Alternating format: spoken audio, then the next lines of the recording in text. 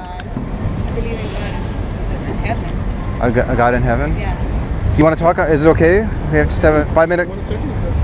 Okay, my name's Anthony. What is your name? Karen. Karen. And what's your name? Alejandro? Yeah. Okay, nice to meet you. I'm Anthony. So you guys, oh, we got one more. Hi. How are you? I'm Anthony. I'm Paola. Paola. Okay, Paola, Alejandro, and Karen. What happened with that name? Karen.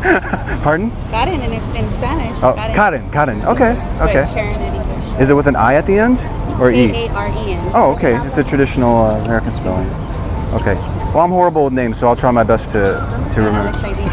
Hey, what's up? Alex. So maybe just to make it a little bit easier for myself, if we can maybe get the two people that are the most convicted in their belief that a God exists. Let's say that a scale from 0%, I don't believe in a God, and 100%, I so believe in a God. I'm terribly convinced that a God exists. I'm at 100% on the belief. I want the people that are sort of near this range. Really, those are the people I'm kind of interested in talking to. So. I think we all are. Yeah. You think we all are? Yeah. Okay. Maybe I'll just stick with a couple, if that's okay? Okay. Alejandro and Karen, okay.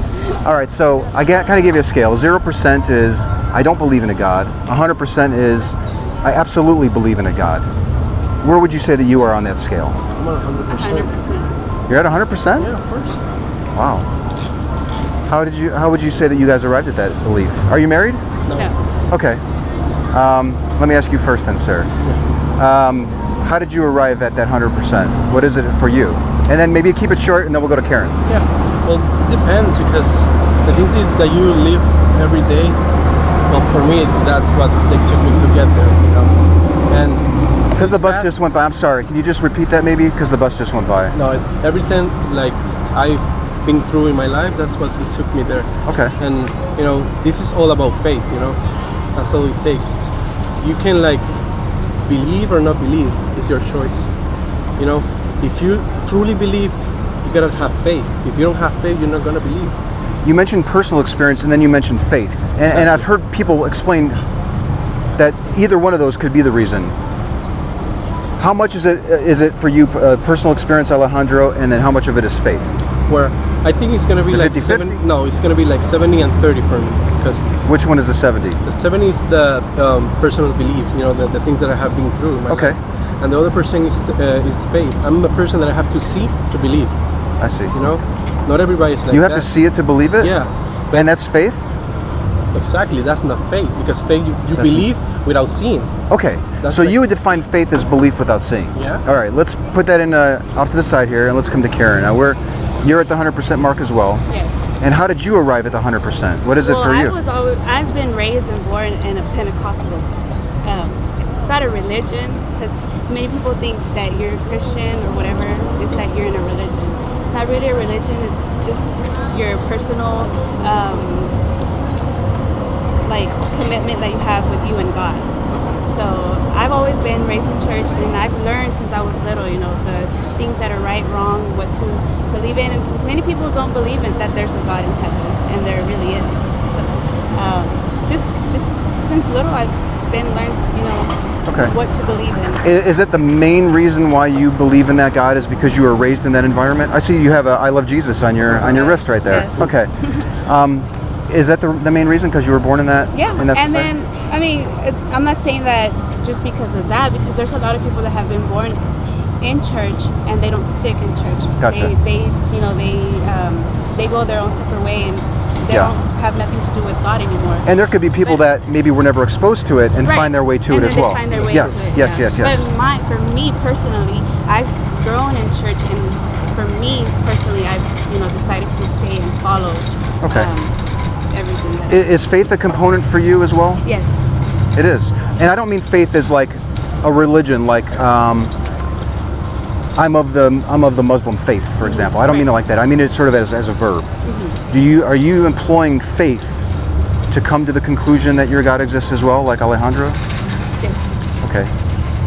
Yes. Is it a big part of it? Is it 30%? Yes, it's a big part because you're gonna need it. Yeah, you're gonna need it. You need it. Yeah. Faith. It's not there's easy. a verse in the Bible that says that faith is something that you can't see it, but it's ¿cómo va el verso? ¿Tú sabes? Lo que no se ve. Is it Hebrews? La mala certeza de lo que Mucha fe. Faith is something that you can't see, but something that you know that it's going to come, and you have to expect it. Okay. Would you agree with the definition? Yeah. Okay.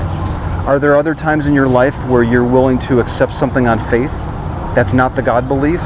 You're willing to believe in it even though you can't see it, and you expect that it's going to happen?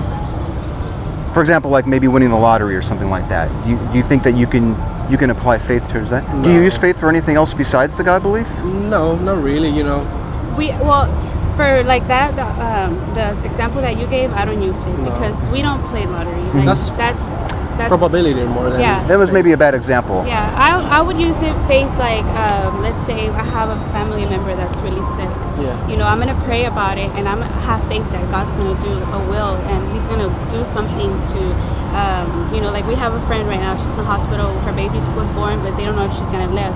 So we're praying. We have faith that God's gonna do something in that baby. Are you possibly confusing the word hope with faith? Where No. hope is, I would agree. I think hope is different. Yeah. But in the example that you used, I could see myself saying, I'm hoping that my friend gets better because I'm praying for her, or something like that. Right, but it's not the same because we have faith in God that He's going to do something, a miracle in her Okay. baby. Yeah. Okay, I got you. Because I can say, I hope she gets better. Yeah. There's a definition of faith that I like, and maybe you'll disagree with it, but it's believing in something when you have no evidence, nothing to back it up. Would you agree with that, or? Yeah. Okay. Because I don't want to put words in your mouth. No, but that's true. Because believing in something without evidence. Exactly. What other time would you believe in something where you don't have evidence?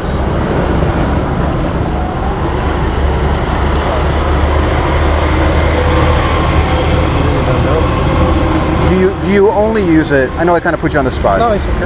And maybe you can think about it, or maybe it'll pop in your head. But if faith is believing in something when you have no evidence, and you're maybe not using it as often or on a daily basis, or maybe you're not using it for anything else but the God belief. If that's the case, it might be worth examining why you're using faith to get to the 100% mark. I know it's not all for you. Yeah. Personal experience, and we can talk about that too, but I really want to kind of zoom in on the faith part of it. Do you not use faith to believe in other things, like, you know, I don't know, crossing the road, for example, you know, going to the edge of the road, closing your eyes, you wouldn't be gathering evidence, you wouldn't be seeing anything. Could you maybe, are you incapable of maybe explaining what else you would use faith for besides the God belief? No, yeah, I can use faith for other things, you know. I use faith, really? let me say, like, I have faith I'm going to get that job because I really need it. It's like, you know, because if I believe in God, I think He can do something and help me to get that job. I'm going to need His help. I'm going to need His, I need faith to that, to believe that, you know. That's when I hear that example, and I appreciate you sharing that, it makes me think of maybe a desire. I'm really hoping that something happens, or I'm really wishing that it will happen, or I have a reasonable expectation that I might get the job because I'm qualified for it, or something like that. Yeah, because, you know, God's work this way.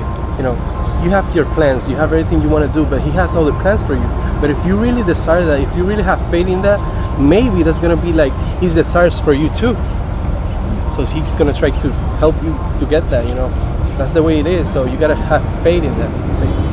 Okay. You know, I've talked to a lot of other people of different faiths, different religions, and they've often said that they use faith to arrive at their belief. For example, I've literally had a conversation over here with like 5 Muslims. It wasn't today, but it was maybe 2 months ago. And one of them I had a great conversation with, and he said, you know, I know that Allah is real because I use faith. And I know it. I'm 100% on that scale. And he gave me very similar examples where, you know, I don't use faith on a day-to-day basis, but I use it to determine that Allah is real. Okay? When I step back and I look at you kind folks, and I think about my conversation with the Muslim, you're both using faith to arrive at that conclusion. But in that example, somebody would have to be mistaken, and somebody would have to be correct. Would you at least agree with that? Yes. Yeah. Would you agree with the possibility that it's possible that you may both be incorrect? I know I'm not incorrect. I know I'm 100% that God is real. You know? But if I were to call, let's say that, you know, by just chance, that guy happened to be walking by, and and we brought him over here. And he uses faith to get to the 100%, and you guys use faith to get to your 100%. If we wanted to help him, let's say I was convinced that the method that you used to arrive at your 100% was reliable. I'm not saying that I feel that way, but if we wanted to convince him, have you ever considered what you might tell that person, that Muslim that's at 100%, that the faith he used was invalid in some way? Never thought about it. Well, I guess many people have faith in a God that they believe in, or an idol that they believe in, and that God or that idol really doesn't exist. Many people worship, or they pray to the Virgin Mary. She was a very important person because she's the mother of Jesus, but she doesn't live anymore. She's dead, and I guess we put our faith in the God that we know He's real. Yes, and that person that you were just telling me, I've talked to a lot of people like that too. The Mary Magdalene or the Blessed Mary. I think it's Mary Magdalene. Yeah, maybe it is. But yeah, they put their faith in Mary, right? They're at 100% that Mary is out there protecting them, and they can say, Mary got me through a hard time, and I used faith. I used faith to conclude that she's real. It's the same method, from my perspective, looking at both of you, that she's using to arrive at the 100% mark, and I think you guys are using to arrive at that 100% mark. And do you see my dilemma? Yeah, I think it's that every religion has, you need faith to believe in everything. I think like every human being needs to believe in something, I get to that conclusion like every day, because you can see it like God is, like religion is not like God or something, religion is like you do it because I'm gonna do it because my family told me that, Right. Commitment. That's exactly, but a way of life is different. I try to like live a way of life through Christ, it's not the same thing like religion and a way of life, I don't do my things because my parents tell me, no, you gotta do it because that's the right thing to do. No, I have I have to choose, but I'm gonna believe that or I'm not gonna believe it. Okay. I have the free will. So Have you ever considered what you would accept to move you down, even just one notch on the 100% mark? You're using, I know you said personal experience is a big part of it. I don't want to ever forget that. But faith is also a big part of it. You're at the 100% mark and you're using faith to get there. Have you ever considered what you guys would accept, Alejandro or Karen, to move you down even just one notch from the 100% just to the 99? I was there one time, You thought about it? Yeah, I thought about it. Like, How about you, Karen? I think we all go through that in our lives, when we go through a situation and we're like, oh, well, where are you, God? Where are you? You were not here for me for this thing, but we know that He's there, and we know that we can always put our faith in. But I think we've all been through a situation like that where we go down a notch. Do you think that introspection, that self-examination, where you look at yourself and you go through those phases maybe where you question your faith, do you look at that as sort of something that you should not be doing, or do you look at it as something that's healthy, or even perhaps even encouraged by your religion? Well, I think that's I think like every human being is like that. When the things are bad, they start doubting. So that's why we need God. Like, okay, He's gonna be my rock, or maybe not God. Maybe let's say that we are married, and I'm passing like a very hard time. She's gonna be my rock. I'm gonna, oh man, Karen, I don't know what happened to me. I don't know, blah blah blah. And she's like, no, you gotta believe. Let's pray about it. She's gonna be my rock in those moments. So I'm like using her support. Do you think it's only hard times that would cause you to re-examine your faith, or you guys are bright, capable young people? I mean, are you capable of just saying, you know what, I want to re-examine why I'm at the 100% mark, and it doesn't have to be preceded by something bad happening to you? No, but I think in most cases... No, you don't want to do it? No, yeah. You should do it because... You should do it? Yeah, because not like if you're in a bad spot or whatever, it's because you're going to start questioning about God, Sometimes you're in like a good position and you don't remember about God. It's like, whoa, how do I get here? I'm forgetting that God brought me here. Are you only re-examining your position on the God belief because good things are then happening to you, that you feel sort of worthy of it? I guess what I'm trying to get to is I would like to know what you two would accept, or even if you've ever thought about it, to maybe get you to consider that maybe, you know, if I saw this, that would move me down one spot. If I read this in the Bible, if something happened to me in my life, if I were to discover something about myself, or maybe I was adopted or raised in a different family, you know what I'm saying? Yeah. Like, if you could never identify what you might accept to move you from the position, it might not be beneficial to be so locked into the 100% mark, is kind of what I'm getting at. Okay, yeah, I understand. Do you know what I mean? Like, if I'm completely convinced that evolution is true, Okay. and I'm completely closed off, and I'm never going to ever listen to anything else that might show me that I've been mistaken, Okay. I can go the rest of my life believing in something that's not true. Sure. So I would always try to reserve a little portion of my mind to say, you know what, if I saw a human skull bone, a fossilized human skull bone in the Cretaceous period, which is like, 300 million years ago, if I saw that, that would completely get me to get rid of my position on evolution. I'm open to being convinced that I'm mistaken. But it sounds like maybe, while you'll occasionally think about it, you've never really identified what you would accept to move you down one spot from the 100% mark on the God belief. I think that depends on the person, if they let themselves be leaded to believe it. But I stand firm on my 100% no matter what. Because No matter what? Yeah, no matter what. Let's- I'm not gonna let nobody. Let's say, tell Karen. me anything like, oh, this you're wrong. You know, look at this. You Yeah. have to follow this. No, because I know what I believe in. Sure. If you, let's say Alejandro and I became friends, and we kept up a correspondence, and I discovered something. We both working together. We discovered something that we knew that if we were to show you that would get you to move just one notch down on your belief scale. Mm-hmm. Would you listen to it? I would listen to it, but Okay. that doesn't mean that I'm gonna move myself down. What do you mean by that? No, I'm gonna listen to what you guys have to say, but I stand firm, like I said, on what I believe in. I'm not gonna, just because by what other people try to tell me. But if without a doubt, if you spent 30 minutes with us listening to what we've discovered, it would completely move you down once. You would listen to it. It sounds like. Uh-huh. Okay, that's good. Yeah. But you never considered what that something might be, either of you. Maybe it's like the doubts that you have, like for the things that happen. I don't know. Like, if you see like the things that are happening in the world, that's more than enough. It's like, wow, some things are happening. Where's God? So like we see an airline get shot down, for example. Is that what you're saying? Like, when you see horrible events, does it cause you to rethink? Well, No, not because routine, but in the Bible it talks about Yeah. everything that's gonna happen. but the people who doesn't like have that 100%, they're gonna start doubting, like, wow, Yeah. God let Yeah. that Yeah. happen or whatever.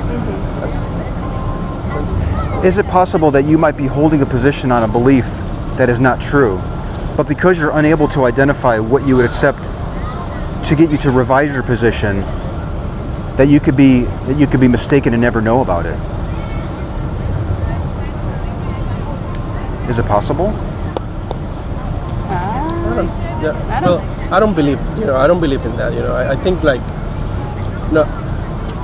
if you read the Bible, just get the Bible in it. Do you want to move in the shade a little? Sure. Yep. Is that your family waiting for you? No, they're like, We're waiting for people there. Oh, okay.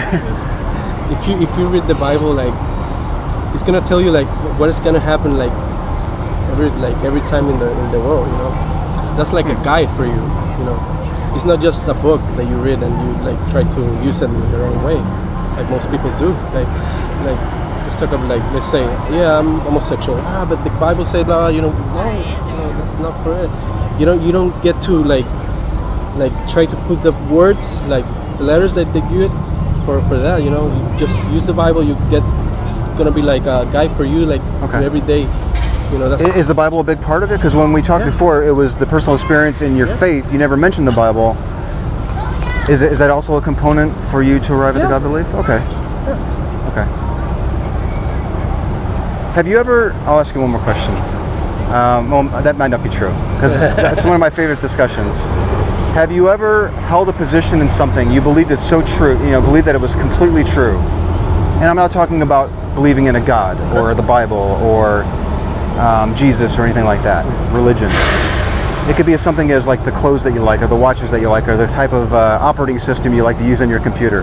Have you ever believed in something so strongly, you were at the 100% mark, that you were absolutely convinced that this was correct, and then you discovered that you were mistaken, and now your life is better off as a result of it?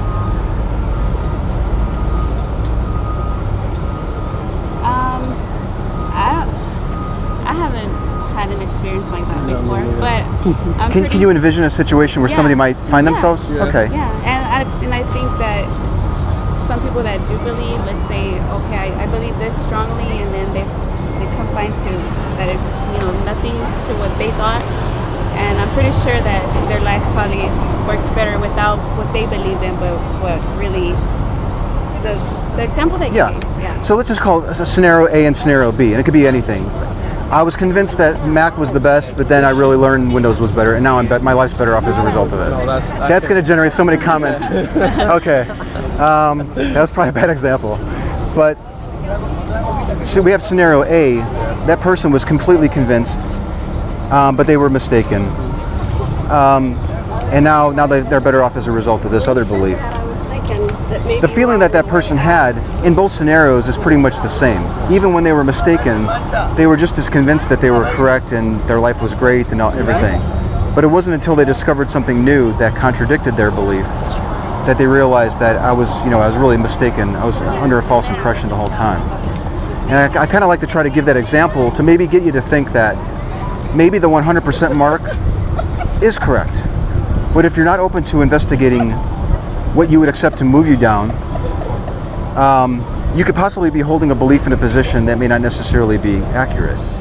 That's the thing. You say something very important.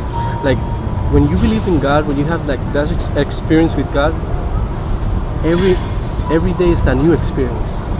It's not always going to be the same. That's the thing. That's the most people, they don't understand that we have like a good communion with God. Like you have a good relationship with God. It's gonna be something new every day. There's something, that's awesome. And the reason why you believe that you're having this relationship is because you're using faith to come to the conclusion that the God is real. Yeah. And again, that hypothetical Muslim might tell me the same thing. What might that Muslim say to you to convince you that his 100%, that his confidence value and his 100% on the scale far exceeds the confidence level that you both have at your 100%? Is there anything that Muslim might tell you to get you to reflect, to convince you that maybe you've been mistaken? Well, he's gonna tell us his beliefs, Right.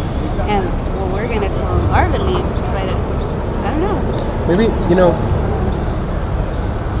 the experience that I have with God, the experience that's gonna be my major like example for him. He has to like have those experiences, not the same, because every experience with God or every God, whatever, is different. So, but my experience with God is the thing that's like my thing that's not gonna let me like doubt or something. I don't know how to explain it. Are you saying that you're incapable of having an experience that would cause you to doubt? Yeah, with another God, yeah. Really? Yeah.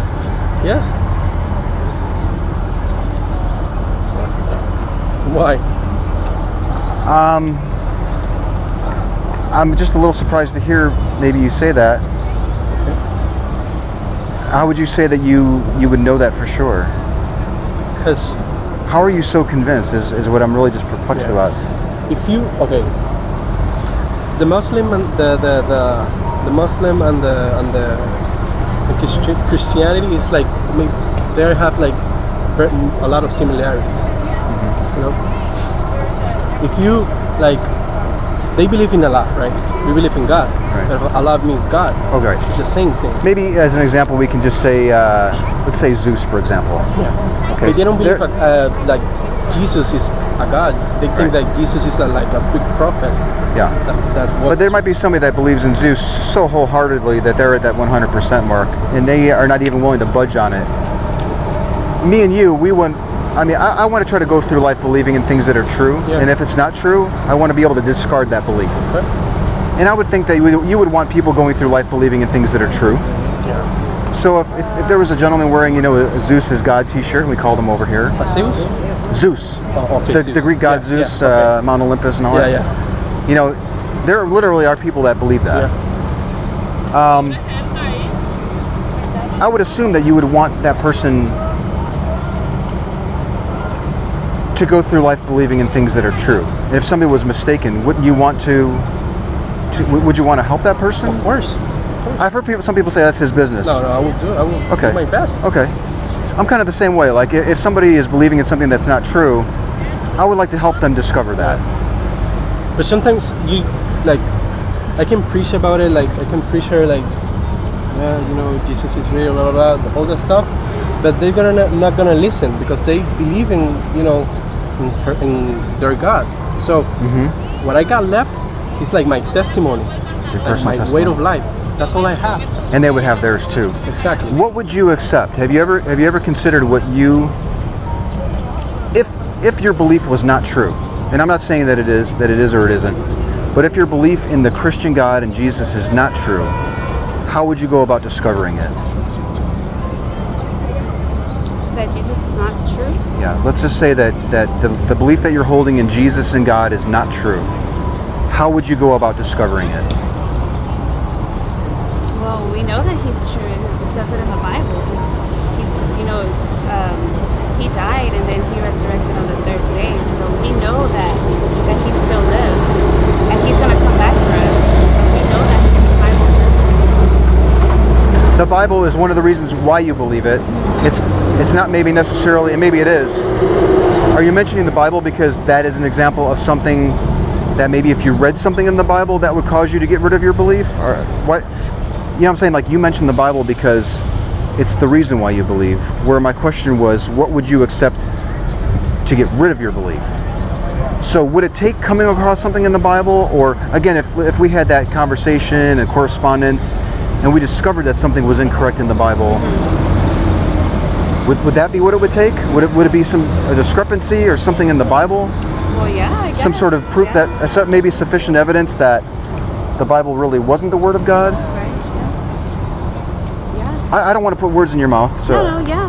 I mean, I guess that's what it's going to have to take, but I don't know. I believe what everything the Bible says, and I know, we live by what the Word says, and I don't know. I guess I do have to see something that in the Bible not be true, but what would you mostly everything that has been going on has been said in the Bible. Sure. What would you? And I'm not saying, give me an example of something that's in the Bible that you would that if you read it you would get rid of. But what would it be about the Bible that would cause you to doubt it? Would it be like the easiest example? In the Bible said that he died and he resurrected at the third day. Okay. Okay. Like they tried to get where the corpse was. Yep. They never find anything. Would finding the corpse be it? Of course. Okay. Yeah. So that would be like, whoa, what happened here? Yeah. Let's say a world-renowned archaeologist, he's over there in Israel, or and they find that corpse of Jesus. Would you accept his claim or her claim? But how would they know? Like if that's. But it depends, Let's say that there were 30 archaeologists and they all came to the conclusion that was the corpse of Christ. Would you accept that? Like I said, I think it depends, yeah. But do you see what the issue is here? I wouldn't. You wouldn't accept it? I wouldn't. And now I know you gave the example of the corpse, and would that be something that you would accept too? No, I wouldn't. Here's the thing. You're saying that you would accept the corpse of Jesus as something that you would accept to get rid of your belief.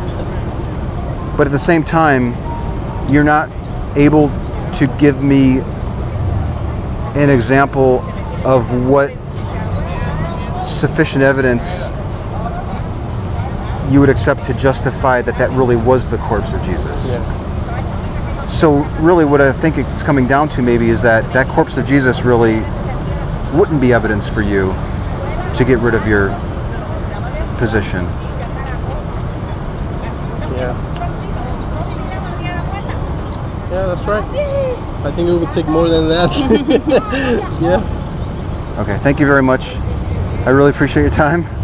If you want, I can maybe get your email address. I can send you the link to the video. Would that be cool? Yeah, all right, cool.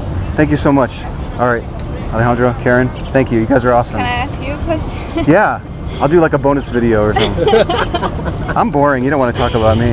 No, I just want to know what you believe in. I do get asked this a lot. I'm on the zero on the God belief, but I believe in lots of other things. Like I believe that, you know, exercise is good for me and I shouldn't be eating candy and I should look both ways before crossing the street. Yeah, me too. You know, I should probably wear my seatbelt when I drive my car. Those are things that I would say that I believe in. So I have beliefs. But when it comes to the God belief, I just, you know, I'm not convinced yet. I'm open to it. That's one of the reasons why I'm talking to people, because I'm open to the possibility that I'm just gonna tap. You can just type your email in here. I'm open to the possibility that your God exists. It would just have to be demonstrated to me. I'm not of the mindset that faith is reliable, because like I said, you know, someone that believes in Zeus uses faith. Someone that believes in Thor uses faith. Someone that believes in Jesus uses faith. Someone that believes in Allah uses faith. It's not a reliable method to determining what's true, in my opinion. So that's sort of a rambling answer. I don't know if that answered your question or not, but I'm open to it. I'm not saying that your God doesn't exist. He might. Are you doing this to try to join one of the religions? Possibly. I have two goals. Number one is, if I'm mistaken, I want to know about it, so I'm open to it. Whereas when we had a discussion, you guys are locked in at 100%, and you were unable to even identify. Well, you did. We talked about that a little bit, about the corpse of Christ. Yeah. But when we got down to it, even that wouldn't do it for you. You're locked in. I'm at zero, but I'm willing to move on that scale if it can be demonstrated to me what's true.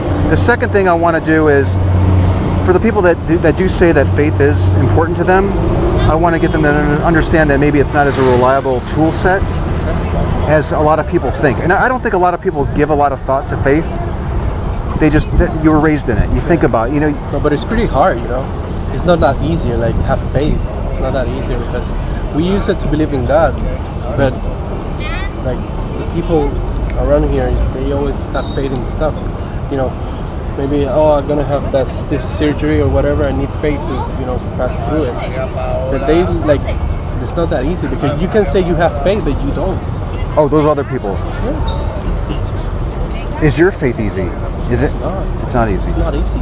What's difficult about it's it? Something like every day, you know, everything you see, like experience that you have, you know. What is it? What is it that makes the faith difficult for you? Give me your best example. And again, the definition I think that we came to was believing in something when you don't have evidence. Well, the best example that I have is like I told you earlier. If you have like something that you want, like a desire of something, you have faith that you can have it, but you don't. Okay. You don't. You start questioning, like, wow, I had faith. What happened? You know, that's something that, you know, that's hard. But like I say, not everything that you want is gonna be it's gonna be the right thing for you. So there's God. He's gonna decide it. Okay. You know, that's okay. You know, I try to live my life believing things that are true, and like I said before, if it's false, I want to get rid of it. I'm living in a reality where I'm trying to surround myself with evidence to support my beliefs and to support my conclusions. I think it's a real gift, you know, to sort of live in that reality. Would you be open to accepting that gift of living in a reality, you know, living a day-to-day life where you're basing your life on evidence and you're not using faith? Would you be open to that possibility ever? Well, the thing is that like I have my evidence, you know. You say like you have like getting evidence so that he's like alive or he's not. But I do have mine. Maybe it's not like you can touch it, you can see it, but it's like it's there because the thing that he's doing in my life, there's my evidence in it, because I'm not the same person I was. So that's what get me to that point. You feel like the events happening in your day-to-day life are the evidence for the faith that you're using? Yeah. Okay. So you're living a life that you're doing the things right. Can you let's say, you know, this conversation just shakes your faith. I don't think it has, but let's just say it did, and you're going home, and you both have a really deep conversation, and you agree that you're no longer going to use faith to come to the decisions that you make, to use it to arrive at beliefs, and you go through the rest of your life without faith. Could you concede that you could possibly have a wonderful life? You can have kids, get a job, have a wonderful house, you know, very, very successful.